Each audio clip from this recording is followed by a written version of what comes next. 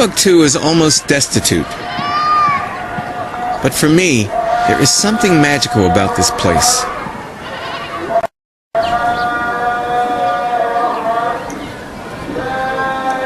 The Sankore Mosque has been the object of my dreams for almost 40 years.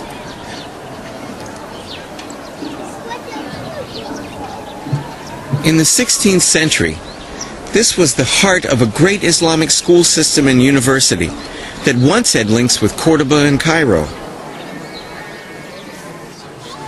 My guide, Ali Sidi, is an Islamic scholar. According to historians, this university was counting 25,000 students. 25,000 students? Yeah. What did they study?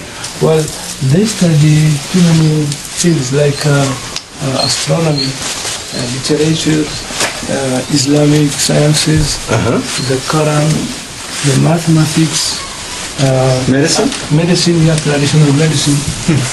So they would study in these rooms? They were studying in these rooms in the morning, and in the afternoon, courses are given in that court. In the court. How long did it take to get through the upper level? It's about 10 years. So that's like getting a bachelor's degree and then a PhD today. And once you get graduated, you get your diploma, and you also get the traditional turban. A turban? Yeah. Now, would the scholars come from all over Black Africa, or They mostly came from Mali? From Black Africa, from West Africa. And most of them were taken in charge by the local population and by traditional chiefs. For me, the shadows of these scholars haunt the streets.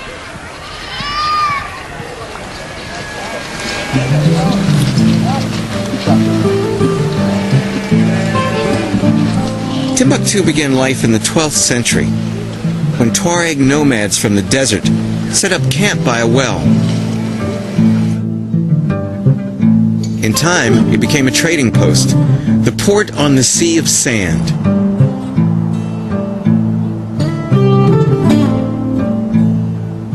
By the 16th century, Timbuktu was at its peak. Scholars and students were drawn here, and a trade in books developed.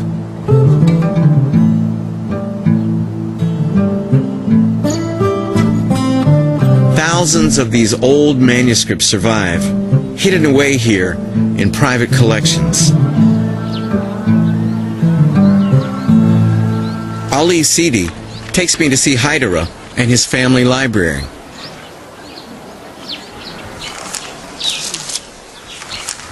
This book is about poetry. It's about poetry. Poetry. The author is using local languages. African languages. Yeah, African languages. In the 16th century. And the second part of the book is dealing with astronomy. Yeah. Astronomy. You know, astronomy was well used here in the 16th century. The Tuareg still use astronomy. Yeah. And this one? This is about mathematics. Mathematics? Yeah. Algebra or geometry or what? I think it's more about accounting. Accounting? Yeah. Timbuktu was having the trade, the trans-Saharan trade. This one, what's it about?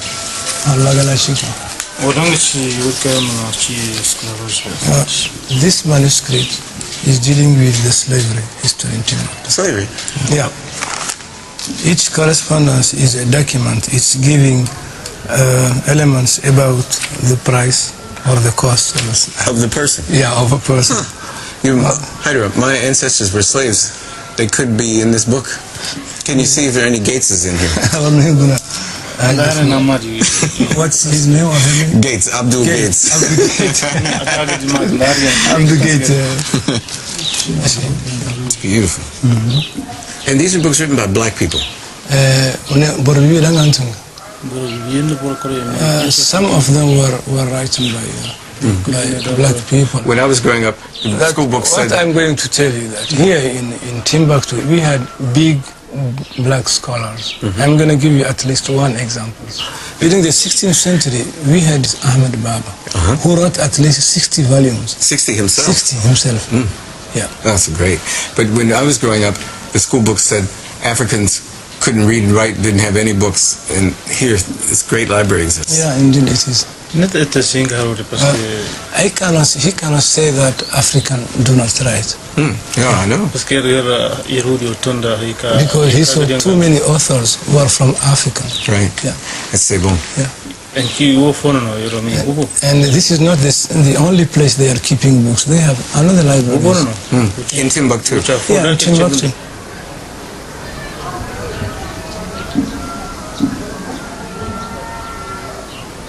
The mind of the black world locked into the pages of these priceless books.